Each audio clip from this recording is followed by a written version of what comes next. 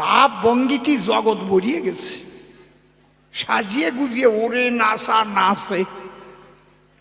এমন গোসাইও আছে, দেখা গেছে দীক্ষার গোসাই তার শিষ্যের বৌরি নিয়ে পলাই চলে গেছে। মিথ্যা কথা কইছি নাকি? কি যাই নাই? তোমরাও জানো নাকি? আবার হারে আমার কপাল, আমি তো ভাবছিলাম এরা জানে না। দফা সারছে। তারও অনেক শিষ্য আছে আমার, মারাত্মক ব্যাপার। ওরে বাবা রে বাবা, হরি বল, জয় বাবা গুরুচাঁদ। বসে শোনেন নারী নারে, এমন গোসাই আছে নিজের বউকে ছেড়ে দেখবেন শাখা সিন্দুর ভাঙিয়ে ওই বিধবা সাজাইয়া আরো 3-4 নিয়ে ঘুরে আছে না? কথা কও না কেন? হ্যাঁ, শাখাও নাই, সিন্দুরও নাই, আবার ইন্দুরির কাজ বন্ধ হয় নাই।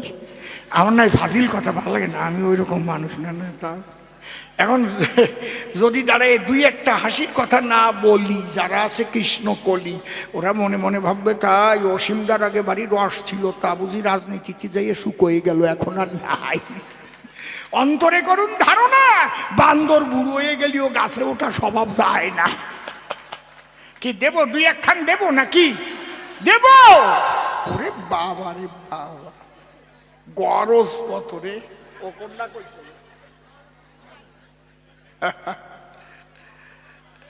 চুপ করে থাকেন সবে, মাঝে মাঝে 2-1 ফোঁটা দেওয়া হবে। আসল তত্ত্ব কথা আগে করি বিশ্লেষণ, তাহলে লয়ে নিজ নারী ব্রহ্মচারী সচ্চরিত্র রবে। কথাগুলো খুব ভালো করে বুঝতে হবে। নারী নিয়ে ব্রহ্মচারী সহজ কথা নয়। শুধু সৃষ্টির তরে সন্তান জন্ম নিতে পারে, এতদ ভিন্ন পিতৃধন রক্ষার কৌশল একমাত্র যে ধরার কৌশল জানে সে শিখাতে পারে। এই জন্য বলছি, অধর মানুষ ধরবি যদি ওরে আমার মন, যে ধরেছে তারে ধরে নিরিগ ধরে কর সাধন। তাই মথুয়ার বাজারে এই যে গুরু আছে হাজারে হাজারে, গুরু কিন্তু বলে না কোনো জন, বলে ধরা। তুই কার ধরা? আমি কীর্তিবাস গোসাইর ধরা। তুমি কার ধরা? ওই যে পাণ্ডুয়া কি হরসিদ বাবার ধরা আছে না এরকম। তুমি কার ধরা? মণিচন্দ্রের ধরা। ধরা মানে কি?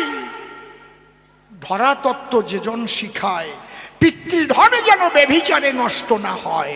মায়ের 4, বাবার 4, গুরুর দিয়ে 10, 18 মোকামের তত্ত্বে ভেরে মহারস, যার এক বিন্দুর দ্বারায় আপনার আমার এই দেহটা তৈরি হয়। মাতা পিতা 2 জনে মিলন রসাস্বাদনে, যেদিন নৈশ শান্তি নিকেতনে হয়েছিল মিলন, পিতার পিতৃসত্তা নেমে এসে আশ্রয় করেছিল মায়ের গর্ভাবাসে। 2 সত্তা মিলে শেষে ভ্রূণ তৈরি হয়েছিল, জানেন সুধীজন। ধীরে ধীরে কোষ বিভাজনের দ্বারায় মাতৃগর্ভে পূর্ণ দেহ প্রাপ্ত হয়। তাহলে একটা বিন্দুর মধ্যেই সমস্ত শক্তি নিহিত রয়। সেই বিন্দু অকাতরে আমরা করি ক্ষয়। পোশাক যতই পরো গায়ে, ঘোড়ার ডিম হবে যদি ওইটা ঠিক না হয়। কি বোঝা যাচ্ছে? হ্যাঁ, এত সোজা না। প্রথম প্রশ্ন করেছে দান, এসেছিল রাম ভগবান। আদর্শ গার্হস্থ ধর্ম দেখাইছে রাম ব্রহ্ম সনাতন। কৃষ্ণচন্দ্র যখন এলো বৃন্দাবনে প্রেম লীলা করেছিল, আবার যুদ্ধ বিগ্রহ করেছিল কৃষ্ণ নারায়ণ। সেই কৃষ্ণ গৌর হলো, ত্যাগের ধর্ম শিখিয়ে গেল। তাহলে জগতের জীবের যা যা প্রয়োজন ছিল সময় অনুযায়ী সবই তো তারা করেছে অর্পণ। এলো কত অবতার, বাজাইল নবতার, আমি বাকি কবতার। কিন্তু হরিচাঁদ যে অবতীর্ণ হইল এ বিশ্বভুবন, নূতন কিবা হরি দিল আমার কাছে, খুলে বলো এইটা আবার জানতে আকিঞ্চন। তাই তো নাকি? ঠিক আছে তো? একটা প্রশ্নের জবাব বাকি থাকলে উঠে তখন দাঁড়ায় কবেন, সরকার মশাই এইটার জবাব তো পালাম না সবাই, আমি খুশি হব, বুঝবো যে একটা পারফেক্ট শ্রোতা। এইবার শোনো, ধর্মের নূতন কিছু করা যায় না দান। ধর্ম সংস্থাপন করতে আসেন স্বয়ং ভগবান। আমাদের ধর্মের মূল নাম কি ছিল? সনাতন। পরে নাম কি হলো? হিন্দু। কেন হলো আপনারাও জানেন তা বিন্দু বিন্দু। সেই ইতিহাস আপনারা অনেক আগেই করেছেন অধ্যয়ন। তাহলে মূল ধর্ম আমাদের সনাতন। এই সনাতন ধর্মের ভিতরে ধীরে ধীরে কিছু আবর্জনা জড়াইয়ে পড়ে। বিশেষ করে এক শ্রেণীর মানুষের দ্বারায়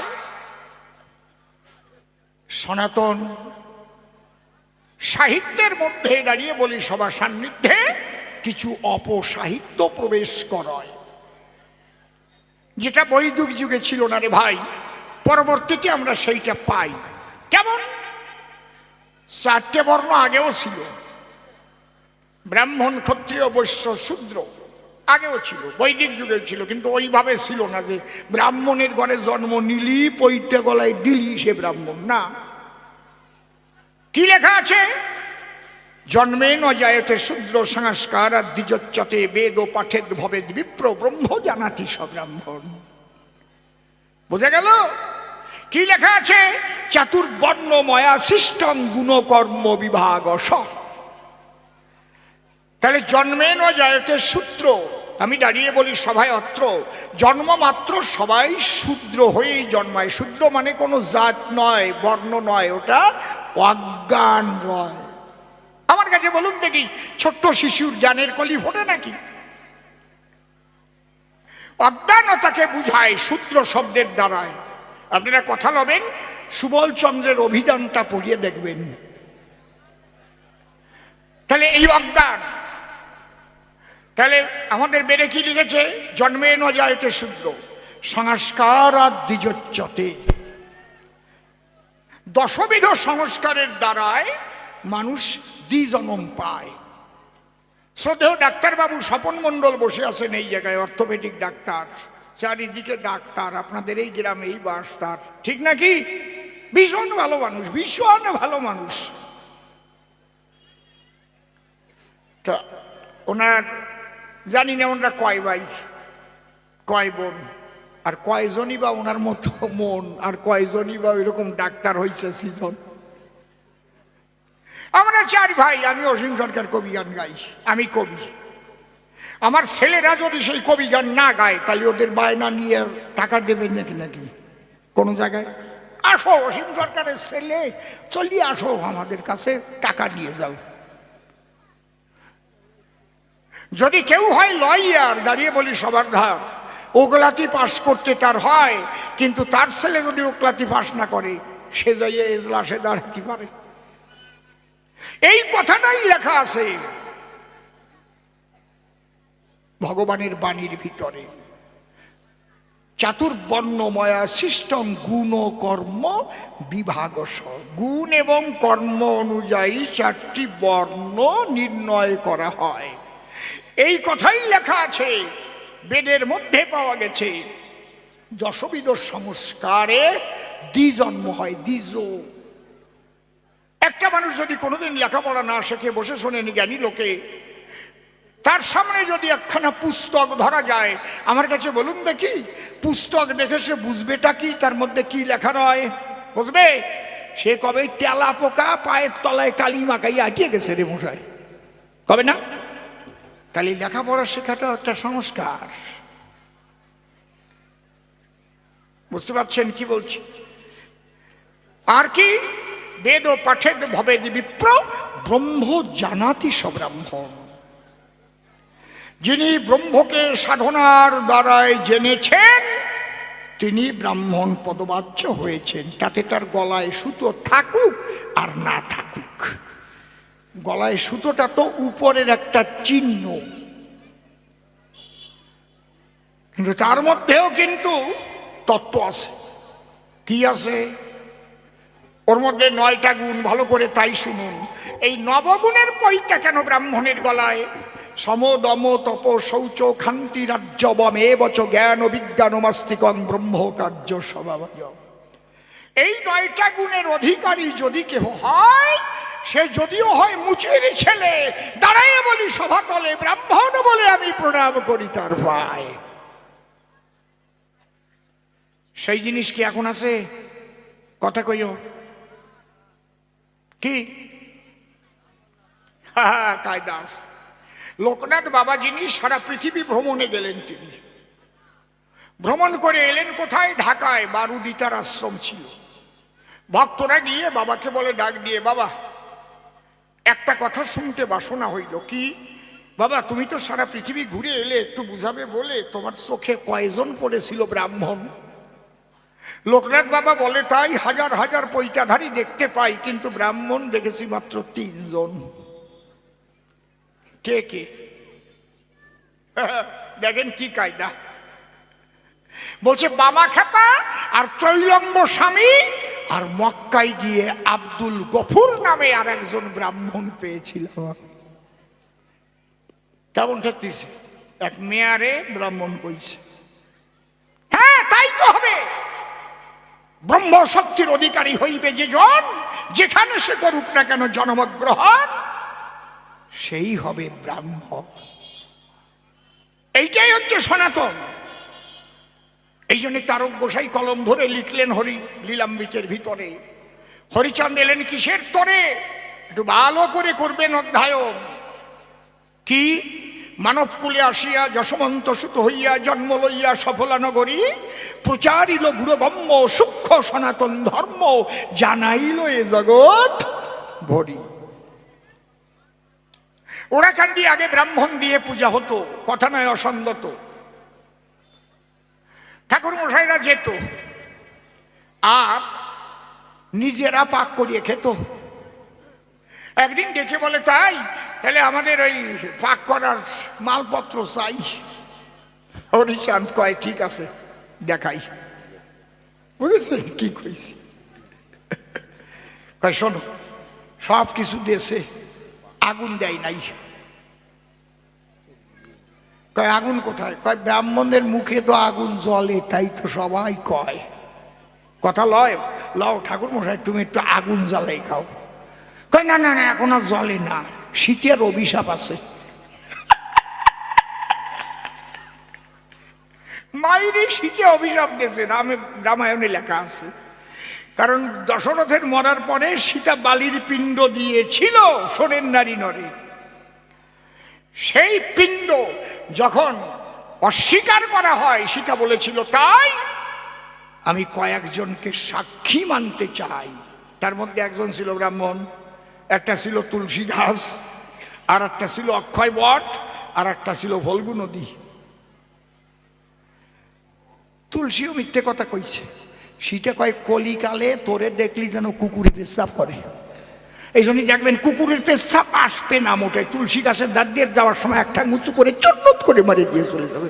মারবেই মারবে, সীতার অভিশাপ মারবে। আমার না এইসব বাজে কথা ভাল লাগে না, আমার লজ্জা করে কেমন, সত্যি ভাই। ফল্গু নদীকে অভিশাপ দেয়, হ্যাঁ বসিয়া তোর কিনারায় বালির পিণ্ড করেছিল আমার পান, তুই তা বললি না যখন, অভিশাপ করি তবে তোর বক্ষ শুকিয়ে যাবে, না খুঁড়লে জল পাবে না কোনো জন। এখনো গিয়ে দেখেন ফল্গু নদী শুকনো, খুঁড়বেন জল বেরোবে। কি খুলে বলি সভাকট, সত্য প্রকাশ করেছিল অক্ষয় বট। ওই বটের তলায় বসে বনের হরিষে পিণ্ডদান করেছিল স্বয়ং জানকী। তাই জানকী বলেছিল, তবে অক্ষয় বটরে তোর অক্ষয়ত্ব পূর্ণ রবে। তোর একখানা ডাল যদি কেউ করিয়া কর্তন, 1000 বছরও রাখে ঘরে, রস থাকবে সেই ডালের ভিতরে। ডাল কাটলে পরে কাঁচা গাছের মতো সবাই করবে দর্শন। যান নিয়ে আসেন দেখেন। ব্রাহ্মণও যখন মিথ্যে কথা কয়, সীতা তখন অভিশাপ দিয়েছিল, তাই কলিযুগে যেন তোর ব্রহ্ম শক্তি ক্ষয় হয়ে যায়। এই জন্য ঠাকুর বলাই কয়, এখন আর হয় না, আগে হতো। বুঝেছেন? হরি ঠাকুর ডেকে বলে, তা যদি না জ্বলে, তাই তোমার মতো বাউন দিয়ে আমার নাই প্রয়োজন, যাও বিদায় নাও। বুঝেছেন ব্যাপারটা কি? তাহলে এই যে সূক্ষ্ম সনাতন তত্ত্ব, সেই মাহাত্ম্য মানুষের মধ্যে করাতে জাগরণ। শ্রীহরি এবার এসেছিল, আমি বলি সভাতল, আর একেবারে সমস্ত সাধনার সূক্ষ্ম তত্ত্ব এবার করিলেন বর্ণন। মানুষ সংসারে থাকতে পারে, ডাক্তার হতে পারে, উকিল হতে পারে, ব্যারিস্টার হতে পারে, পুলিশ অফিসার হতে পারে, রাজনীতিবিদ হতে পারে, যা হোক না কেন, যদি হরিচন্দ্রের এই কথা কয়টা পালন করে কেউ চলতে পারে, সে সিদ্ধ মহাপুরুষ হবে, বাক্য সিদ্ধ হবে। সেই কয়টা কথা মাত্র। এইটা হচ্ছে সনাতন ধর্মের সূক্ষ্ম তত্ত্ব। একটু শুনে জানা শোনে, কিচ্ছু লাগবে না। কোনোদিন কোনো মালা নেওয়া লাগবে না, টাই বান্ধে চলবেন, গেরুয়া পরা লাগবে না, জটা রাখা লাগবে না, ফোঁটা নেওয়া লাগবে না, কিচ্ছু না।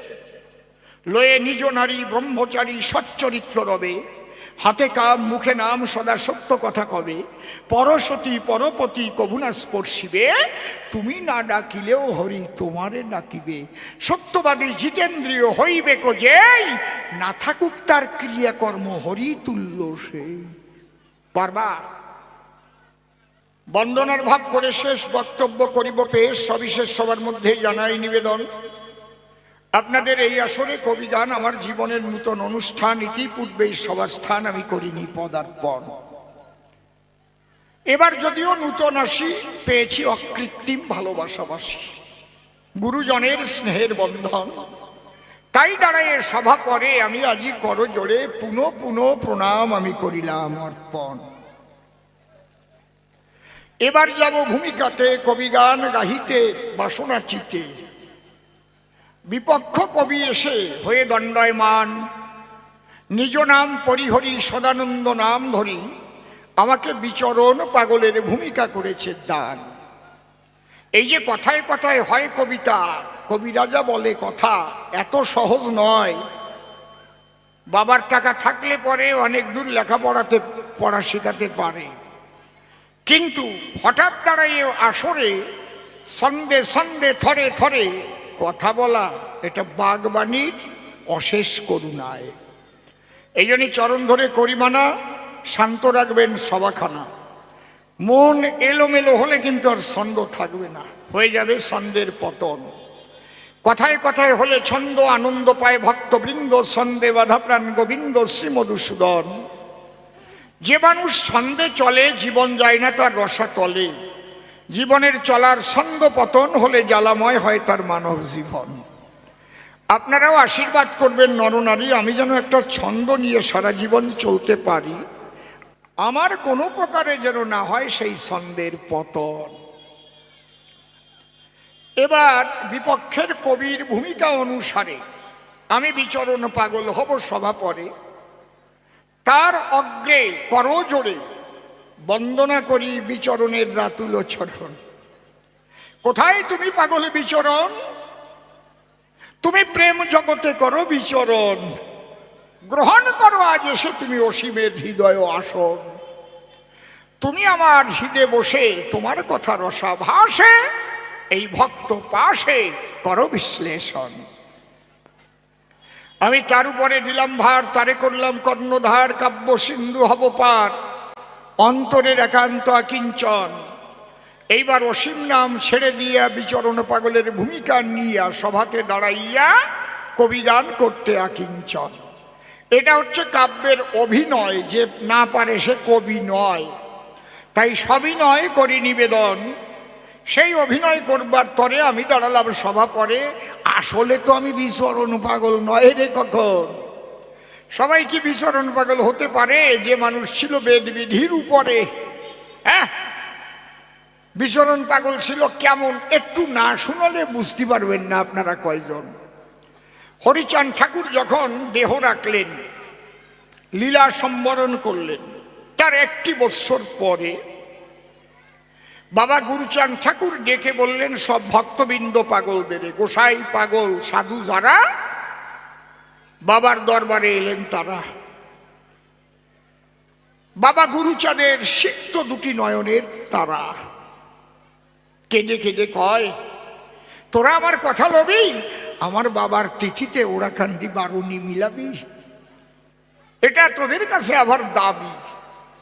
কারণ একদিন বাবার সঙ্গে আমি পাট নিড়াতে জমির মধ্যে যাই, ভবানী মা খাবার দিতে গিয়েছিল, বাবা হঠাৎ বলে উঠল, গুরু আয় তো আমার ঠাই। বাবা নি, তুমিও আসো। তোরা কথা নিবি, দুইজন আমারে দুই ধারে শুয়ে দাঁড়াবি, একটা অপূর্ব লীলা দেখতে পাবি। গুরুচাঁদ বলছে, বাবাকে স্পর্শ করে দাঁড়ালাম যখন, দেখি হাজার হাজার মতুয়ার দলে জয় ডঙ্কা নিশান তুলে প্রেমানন্দে হরিবল হরিবল বলে ওরা কান্দিতে দিয়েছে দর্শন। তখন আমি আর মা ভবানী বললাম, বাবা এ তুমি কি দেখালে, কোন কাহিনী?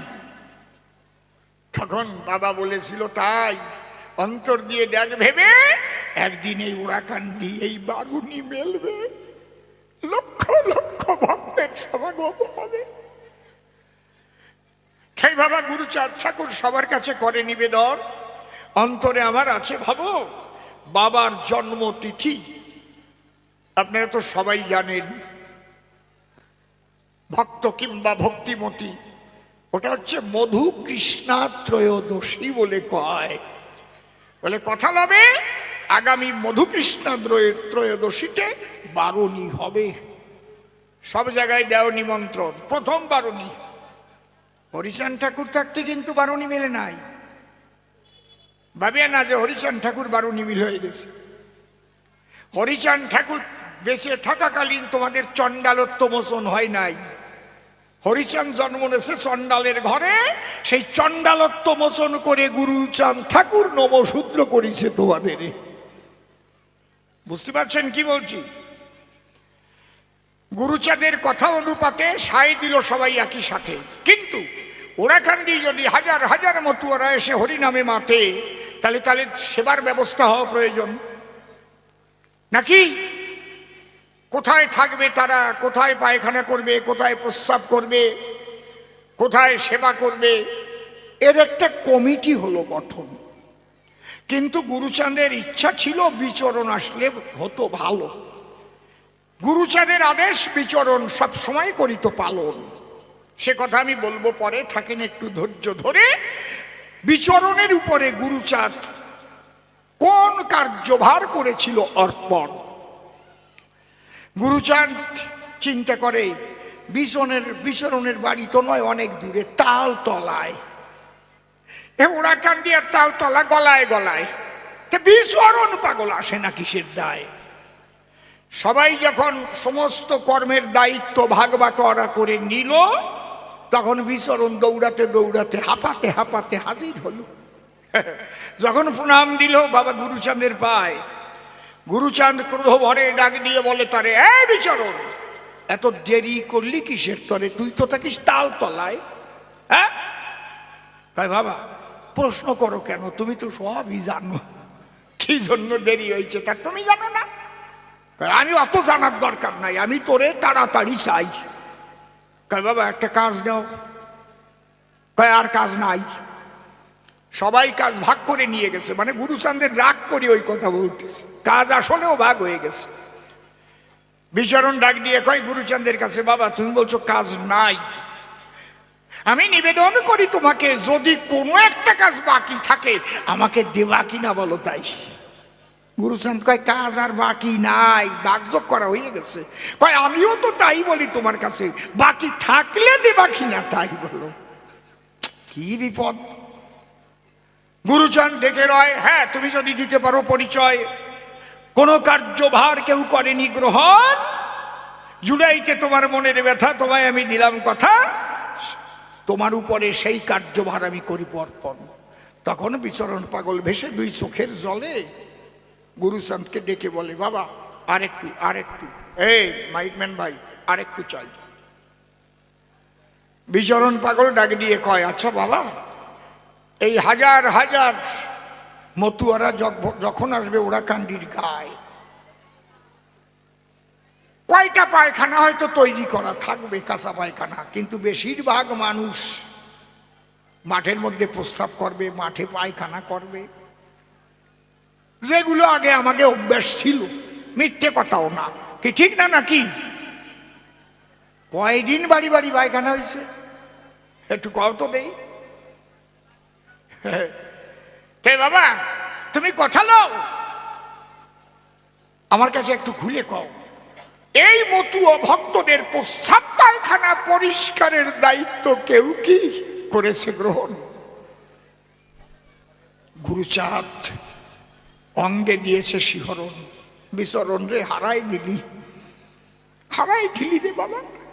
না, এই ভার তো কেউ করেনি গ্রহণ। বাবা তবে কথা লও, তাহলে ওই দায়িত্বটা আমার দাও।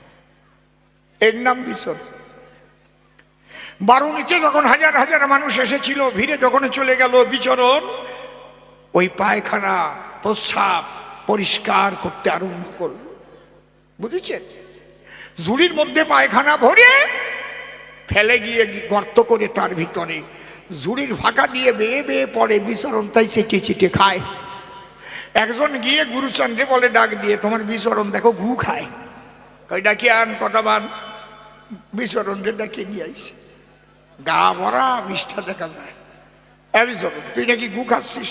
কয় বাবা বাবা তোমার নামটা লিখতে আগে কোন অক্ষর লাগে? গুরু সান কি লাগে নাম লিখতে? কথা কও না কেন? গু লাগে না কি? বিচরণ মনের অনুরাগে ডেকে বলে, বাবা আমার গুরু সাদের নাম লিখতেও তো প্রথম গু লাগে। ওরা দেখে আমি গু খাই, কিন্তু ওরা জানে না আমি গুরু চাঁদের সেই মাধুর্য অমৃত ধারা ছাড়া আর কিছু পান করি নাই। এর নাম বিচরণ পাগল। আমি অতি পারি, তাই আমি একটু অসীম সরকার কবি গান গাইয়ে বেড়াই। কেডা রে?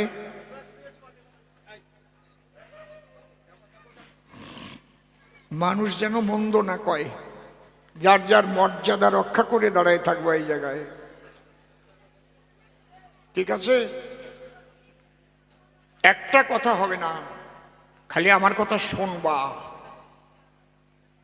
তোমরা হচ্ছে শোনার মানুষ, এইটা যেন থাকে হুঁশ। আর যদি কিছু কারো এক্সট্রা মনের আকিঞ্চন থাকে, কোনো ছোট্ট কাগজে লিখে পিছনে লিখে দেবেন যে একটু গানটা হলে ভালো হতো, এরকম ওই রকম কথা টথা বলবা না। এটাকে বলে দুঃসাহস। প্রথমবারে কিচ্ছু করলাম না। তা গুরু ভগ্নী গুরু ভ্রাতা গুরুই সর্ব ভয়ত্রাতা জীবনন্তকালে অদ্যকার কবিগানে প্রণাম করি শ্রী গুরু অসীমের চরণে। তুমি গুরু নিজ গুণী স্থান দিও তব চরণ তলে। গুরুর পরে দিয়ে জীবন ভার কাব্য সিন্ধু হব পার, অন্তরের একান্ত আকিঞ্চন। তাই জয় গুরু বলেই ঝাঁপ দিয়ে কাব্য সলিলে তুমি রক্ষা করিও হেমর জীবনের জীবন। ভক্ত ভক্তার চরণ ধুলি ভক্তিতে নেই মস্তকে তুলি, সেই শুভ আশীর্বাদ করবেন বরিশন। এই ভক্তের আশিস পেলে পরে অসম্ভব সম্ভব হতে পারে, শাস্ত্র মাঝারে রয়েছে তার নিদর্শন। যাকে ভাবধারায় বলতে গেলে অনেক সময় যাবে চলে, তাই তো চিন্তা করলে দেলে মনশিক্ষার অধিক প্রয়োজন নাই। এবার কবিগানের সূত্র ধরে দাঁড়াইয়ে সবার ভিতরে আমি একটা ভূমিকা গ্রহণ করতে চাই। কারণ জানেন যত বিজ্ঞ দলে কবিগান গাইতে গেলে দুজনকে দাঁড়াতে হয় দুই দলে, কথা নতুন বলে আর বলার কিছু নাই। তাই দুজনে দুটি পক্ষ ধরে দাঁড়াইয়ে সবার ভিতরে আমরা দেখাবো যার যার ভূমিকার বড়াই। তবে নির্মল নামটি করে নাশ, দাঁড়াইয়ে সভা পাশ। আমি সদানন্দ ব্রহ্মচারীর ভূমিকা আজই করিলাম গ্রহণ।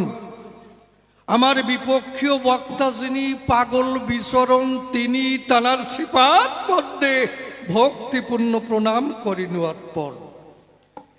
এইবার কোথা থেকে আলোচনা বসে শুনুন সৌধেই জোনায় এক এক করে করি উত্থাপন। আমি একজন কৃষ্ণ ভক্ত, কৃষ্ণ নামে আসক্ত, ওই নাম করি সর্বক্ষণ। যেখানে কৃষ্ণ নাম হয় অথবা নামযজ্ঞ হয় আমি সেখানে দেই দর্শন। সেখানে যখন যাই তখন ওই নাম শ্রবণ করতে পাই, আর নিজেও কিছু নাম গাই, আর ওখান থেকে প্রসাদ করিনু ভক্ষণ। দাঁড়িয়ে বলি সভা তটে এমনি ভাবে আমার জীবন কাটে, এই কৃষ্ণ নামে ভাসিয়ে দিয়েছি মানব জীবন। তাহলে এই যে হরিচাঁদ গুরুচাঁদ ঠাকুরের কথা বসে শুনুন বিজ্ঞ শ্রোতা, আমার জানবার কিছু বাসনা হয়, এইবার কাছে গেলে পরেই এই কথা জানতে পাওয়া যেতে পারে সেই মানুষ আছে বা কোনজন। একজন কয়েকজন ডাক দিয়ে বলে তাই এই মানুষ একজনই পায়। বিচরণ পাগল নামে যার পরিচয়, অন্তর দিয়ে দেখলাম ভেবে তুমি তার কাছে যাবে, তোমার সমস্ত প্রশ্নের জবাব পাবে, আনন্দে ভরে যাবে তোমার মন। তাই বিচরণ পাগলের কাছে এসেছি, খুলে বলি আপনাদের কাছাকাছি। তাই ভক্তি ভরে প্রণাম করছি ওই বিচরণ পাগলের পায়। গোসাই যদি আমার কথার মধ্যে দাঁড়িয়ে বলি সবার সান্নিধ্যে কোনো রকমের ভুল ত্রুটি হয়ে যায়, তুমি ক্ষমা করে জায়গা দিও তোমার রাঙা পায়। কারণ আমি করি বর্ণনা বিচরণ পাগলের সঙ্গে আলোচনা, এই আলোচনা তো সহজ মানুষের সঙ্গে নয়। কারণ যাকে পাগল বিচরণ কয়, কারণ কথা বলতে গেলে দাঁড়িয়ে বলি সভা তলে কোন কথায় কোন ভুল হয়ে যাবে, তারপরে দাঁত ভাঙা চট দিয়ে ফেলে দেবে। কি সত্যি না? পাগল মানুষ আজ কিছুটা মশাই। এই জন্যে যার সঙ্গে আলোচনা হয় দেই তার পরিচয়, এই জন্যে বারে বারে প্রণাম জানাই পাগলের রাঙা পায়। পাগল ক্ষমা করিয়া সব ঠিক করে দিও ধর্মরাজ সভায়। দাঁড়িয়ে বলি সবার ঠাই, এইবার আমি প্রশ্নের মধ্যে যাই, দেখি তার মধ্যে কি পাই। কি দেখুন, রামচন্দ্র যখন এসেছিল আদর্শ গার্হস্থ ধর্ম শিখালো, কিন্তু কোনো কিছু দিতে তিনি বাকি রাখে নাই। তারপরে রামচন্দ্র যাওয়ার পরে খুলে বলি সভাধারে কৃষ্ণচন্দ্র এলো এই সরাসরে, কভু মিথ্যা নয়। তিনি কিন্তু ব্রজপুরের নিষ্কামের খেলা শেখায়। এইবার সেই রূপ ত্যাগ করিয়ে বসে শুনুন নারী নরে, গৌর হরি হয়ে এলো ধরা ধামে, মিথ্যা কথা নয়। তারপরে কি শিখায়? ত্যাগের ধর্ম শিখায়। সে হয়ে গেলম ভ্যাসাজ জ্ঞানদানাং বিশিষ্যতে ধ্যানাস্তাগচ্ছাগচ্ছান্তিরন্তরাম, অর্থাৎ ত্যাগেই একমাত্র পরম শান্তি পাওয়া যায়, এই গৌর হরি বাণী দেয়। তাহলে রামচন্দ্র যখন এসেছিল যা যা প্রয়োজন সব কিছু দিয়ে গেল, তারপরে কৃষ্ণচন্দ্র এলো যা যা প্রয়োজন ছিল সব কিছু দিয়ে গেল, তারপরে গৌর হরি এলো যা যা প্রয়োজন ছিল সব কিছু দিয়ে গেল। দাঁড়ি বলিয়ে সবার ঠাই, এইবার এলো হরি ক্ষীরোৎসাই। তাহলে এইবার হরিচাঁদ ঠাকুর যখন এলো, পাগল আমার কাছে একটু খুলে বলো, জগতে নতুন কিছু দিল, সেই নতুন কি দিল এইটা আমার জানবার বিষয়। পাগল এইটা দয়া করে বোঝাই দাও আমায়। কারণ ধরেন রামচন্দ্র যখন এসেছিল একেবারে খেসারির ডাল দিয়ে গেল, তারপরে কৃষ্ণচন্দ্র এলো আবার সেই খেসারির ডাল, তারপরে গৌর হরি এলো তারপরে আবার খেসারির ডাল, তারপরে হরিচাঁদ ঠাকুর এলো তারপরে যদি আবার খেসারির ডাল দেয়, এটা বেকায়দা ব্যাপার না? ডাল খাতি খাতি তারপরে বেকায়দা হয়ে যায়। কারণ ওই যে আগে যে বেহারা ছিল, যখন পথ দিয়ে যাচ্ছিল তখন বান্দা খাসি ছিল, খাসি বান্দা লয়। তা কয় বেহারা কয় আমার বমি আসতেছে, কয়ে তোর বমি আসে কেন? কই খাসি বান্দা রয়েছে, খাসি বান্দা রয়েছে রাস্তায়, তা তোর বমি আসে কেন? আমি তো বেহারা মানুষ, ওই পালকি বই আগের কালে বিয়ে তো, তা ওই যে বিয়েতে যাই খাসির মাংস দেয়, এই জন্য খাসি খাতি খাতি এমন অবস্থা হয়েছে, মানে ওই রাস্তার বান্দা খাসি দেখলেও ভাবি ওই দিয়ে খাতি হয় নাকি, এই দলে বমি আসতেছে।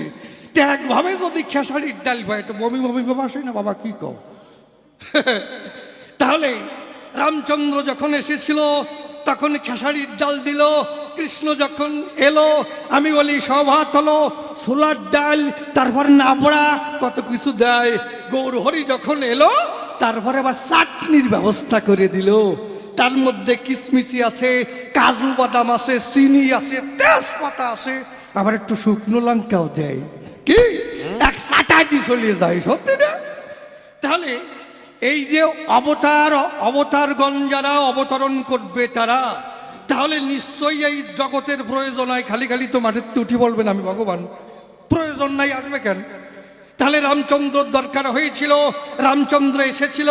কৃষ্ণচন্দ্রের পরবর্তীতে যখন প্রয়োজন হয় তারপর কৃষ্ণচন্দ্র এলো দুনিয়ায়। তারপরে আবার গৌর হরির যখন প্রয়োজন হয় গৌর হরিও নতুন কিছু এলো ধরায়। তারপরে এইবার হরি ক্ষীরোদ সাই এলো, নিশ্চয়ই নতুন কিছু দেবে, সত্যি না বাবা? তাহলে হরিচাঁদ ঠাকুর নতুন কি দিল আমার কাছে খুলে বলো, আর তানার আশারে বা প্রয়োজন কি রয়? পাগল, তুমি আমার কথা নেবে, দয়া করে বুঝাইয়ে দেবে। এই জন্যে বারে বারে নিবেদন জানাই তোমার রাঙ্গা পাই, একটু দয়া করে বুঝাই দাও আমায়।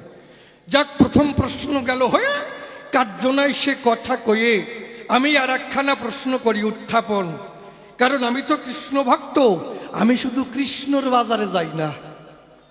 যদি ভাবেন যে যেখানে নাম যজ্ঞ হয় খালি সেই জায়গায় ঠেলিয়ে ওঠো, তা নয়। যেখানে মটুয়ার দলবল নিয়া আমি যাই সভায় কহিয়া তারা মাথাম দেয়, তারপরে হরিবাসরে কত ভাবের কথা কয়, তাই না? এই জন্যে কোথায় কি হয় আমার একটু জানার প্রয়োজন। এই জন্য হরিবাসরেও দেই দর্শন। এইবার হরিবাসরে যখন আসি বলি আপনাদের পাশাপাশি যেখানে মহোৎসব হয় সেখানে কি কয়, আমি তো আশ্চর্যের বিষয়, জয় বাবা হরিচাঁদ, জয় বাবা গুরুচাঁদ। তাহলে এই কথা কয়, জয় বাবা হরিচাঁদ, জয় বাবা গুরুচাঁদ। আমি একটু কাজ হয়ে গেছি আমার, কারণ হরিচাঁদ ঠাকুরের পুত্র আমি টানি সেই সূত্র, গুরুচাঁদ ঠাকুর তার পুত্র হয়, তাই তো? তাহলে হরিচাঁদ ঠাকুর যদি বাবা হয় তার পুত্র কি হয়? হরিচাঁদ ঠাকুরকে বাবা বলিয়ে প্রণাম দিলেন, ভাই জয় বাবা হরিচাঁদ, তাই তো বাবা? এইবার গুরুচাঁদ ঠাকুরও পাশে আছে, এইবার গুরুচাঁদ ঠাকুর রে বাবা বললেন, তাহলে অবস্থা কেমন হয়? তাহলে হরিচাঁদ ঠাকুর বাবা হলো, তিনি ভগবান, মিথ্যা কথা নয়। ভক্তি ভরে প্রণাম দিলেন বাবা হরিচাঁদের পায়। তাহলে হরিচাঁদ ঠাকুর যদি বাবা হয়, গুরুচাঁদ ঠাকুর তার পুত্র কি হয় সম্পর্কে তুমি কও, কি হয়? দাদা হয় না? তাহলে হরিচাঁদ ঠাকুর বাবা হলো, তার পুত্র দাদা বলা ভালো, কিন্তু তা কয় না জয় বাবা হরিচাঁদ, জয় বাবা গুরুচাঁদ কয়। তাই দুই বাপ বেটা একসঙ্গে কি করে বাবা হয়? কারণ রামচন্দ্র যখন এসেছিল তার কথা বলা ভালো, তার দুটি পুত্র ছিল লবকুশ নামে, যাদের পরিচয় আমি করি সবাই বর্ণনা, তাদের কেউ বাবা বলে না। আবার কৃষ্ণচন্দ্রের পুত্র ছিল, তারেও কেউ বাবা বলে না। তাহলে হরিচাঁদ ঠাকুরের পুত্রকে কেন বাবা বলা হয়? গুরুচাঁদ ঠাকুরের মধ্যে এমন কোন গুণ ছিল, এমন কি ছিল, সেই গুণে গুণান্বিত হয়ে গুরুচাঁদ ঠাকুরেও বাবা কয়। এই বাবা তত্ত্ব বুঝাইয়ে দাও আমায়। তাহলে আগে কি প্রশ্ন করেছি যে হরিচাঁদ ঠাকুর নূতন কি দিল?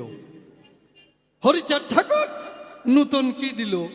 আর দ্বিতীয় প্রশ্ন হচ্ছে হরিচাঁদ ঠাকুর, গুরুচাঁদ ঠাকুর, হরিচাঁদ ঠাকুরও বাবা, গুরুচাঁদ ঠাকুরও বাবা, দুইজনে পিতা পুত্র কি করে বাবা হয়? পরিষ্কার কথা কি?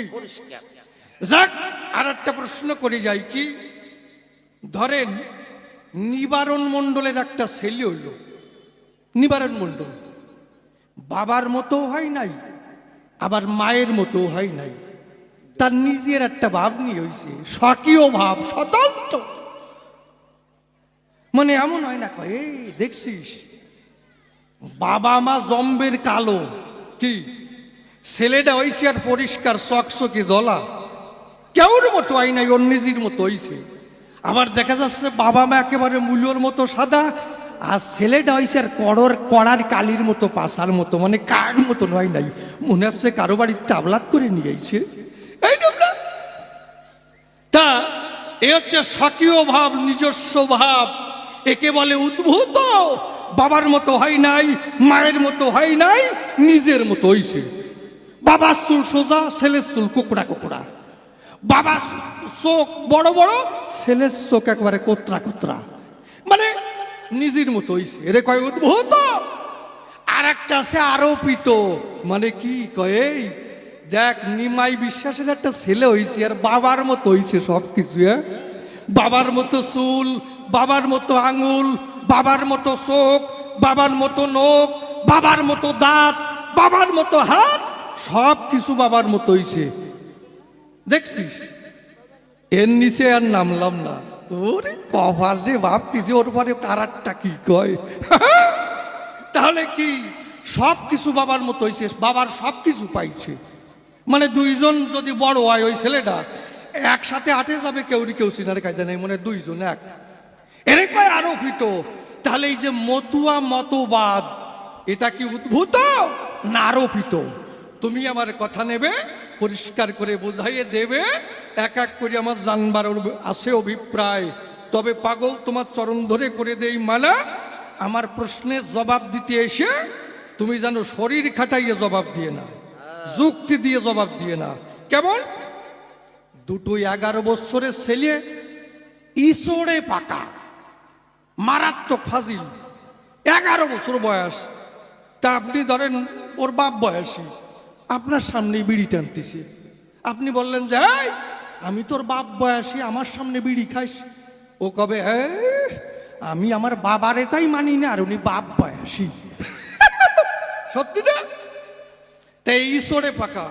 তা ওরা দুইজন বলছে, শোন ভাই চল আমরা নদীর কূলে স্নান করতে যাই। নদীর তীরে যখন গেছে, ছোট্ট ছোট্ট দুইখানা গামছা পরিয়ে গেছে। একজন বলছে, ভাই আমরা একটু যুক্তি তর্কের লড়াই খেলি। কই খেলি। এখন ওই যেটা মারাত্মক ফাজিল, ও বলছে, এই কি তুই 2 অক্ষরে নেপাল লিখতে পারিস? তাই দেখ, 2 অক্ষরে নেপাল লেখা যায় নাকি? নেপাল লিখতে 3 অক্ষর লাগে, 9 কারে নে, পয়াকারে পা, আর ল নেপাল। তো 2 অক্ষরে হয় নাকি? কয় হয়, ঠাটালি করে হয়। কেমন? বালিতে প্রস্রাব করে একটু মাখো মাখো হয়েছে, ওই জায়গায় লিখছে 9 কারে নে, মাঝখানে বিগেত খানিক ফাঁকা রাখছে, তারপর একটা ল লিখছে। কয় তো নেল হয়ে গেল, তো নেপাল কোথায়? কয় এখনো কাটাই নাই। দেখ, আজ এই 9 কারে নে, মাঝখানে বিগেত খানিক ফাঁকা, ওইখানে ঢুকিয়ে দিয়েছে পা, নেপাল। বলে ওরি আমার কপাল, শরীর খাটাইয়ে নেপাল। এই শরীর খাটাইয়ে নেপাল হলি তো আমি কত কিছু লিখতে পারি, তুই জানিস? কয় কি পারিস? কয় তুই তো 2 অক্ষরে নেপাল লিখছিস, আমি 1 অক্ষরে হারাধন লিখে দেখাতে পারি। পারিস? এই যে লাইনে আইছে। কয় কেমন? ও তো আলগা গায়ে ছিল, জামা টামা নাই, ও তো প্রস্রাব করে লিখিছে, ও থুথু দিয়ে বুকের পরে বড় করে একটা রয়াকারে রা লিখছে, রয়াকারে রা। বলে ও তো রয়াকারে রা, তোর হারাধন কই? কই এখনো কাটাই নেই। দেখ, এই যে হা, এই যে বুকের রা, হা রা, আস্তে গামছা খুলিয়ে দিয়ে দিয়েছে, হারাধন হয়ে গেছে। হা রা শেষিক ভাগ। যাক, তবে আরে বেশি বলে কার্য নাই সভাস্থলে। এইবার করি একখানা গানের আয়োজন। আছেন যত বিজ্ঞ শ্রোতা, পালন করে নীরবতা, আমার গানের দিকে রাখেন দিয়া মন।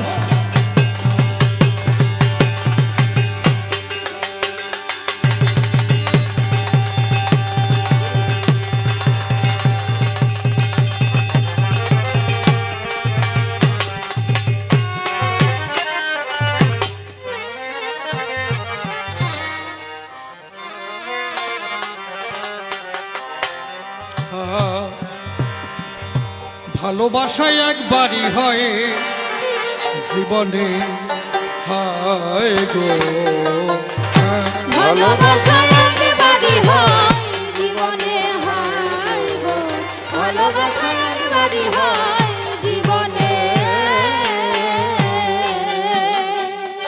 মনের মানুষ মেলে যদি, মনের মানুষ মেলে যদি, মনের মানুষ মেলে যদি মিলন হয় মনে মনে। ভালোবাসা একবারই হয় জীবনে, হায় গো ভালোবাসা ভালোবাসায় জীবনে হয় জীবনে মিলন হলে হৃদয় ফুলে, ভালো মন্দের দ্বন্দ্ব জয় ভুলে, দুটি জীবন ছুটে চলে ছাই দিয়ে তুলে। ও সাইদিয়ে কুলে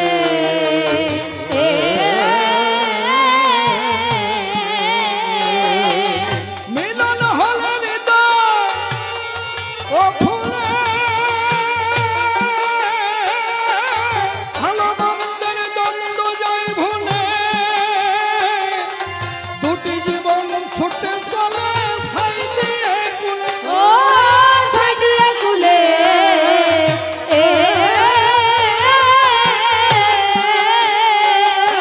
মধুর প্রেমের দোলায় দুলে, মধুর প্রেমের দোলায় দোলে মধুর প্রেমের দোলায় দুলে থাকে জীবন মরণে।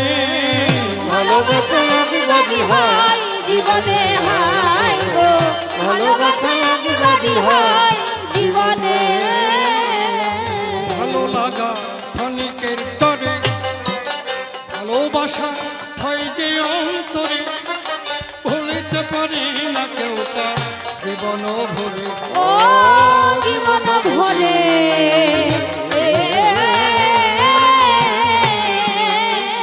তারা জন্ম আর জন্মান্তরে, জন্ম আর জন্মান্তরে তারা জন্ম আর জন্মান্তরে থাকে মধু মিলনে।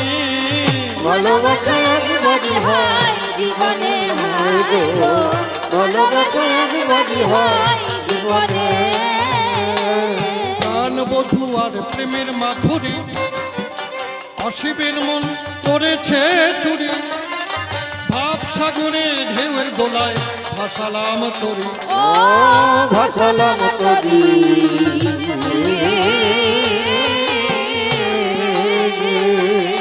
প্রাণ বধূ আর প্রেমের মাধুরী, অসীমের মন করেছে চুরি, ভাব সাগরে ঢেউয়ের দোলায় ভাসালাম তরি। ও ভাসালাম করি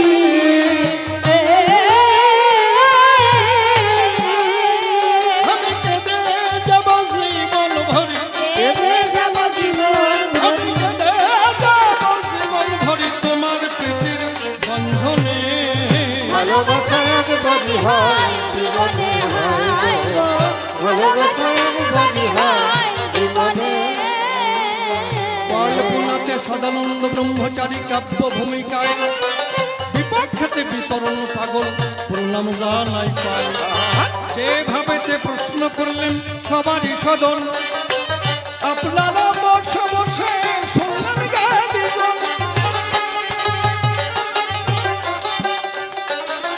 রাম এলো কৃষ্ণ এলো শ্রী গৌরাঙ্গ পাই, কোনো কিছু দিলকে তারা বাকি রাখে নাই।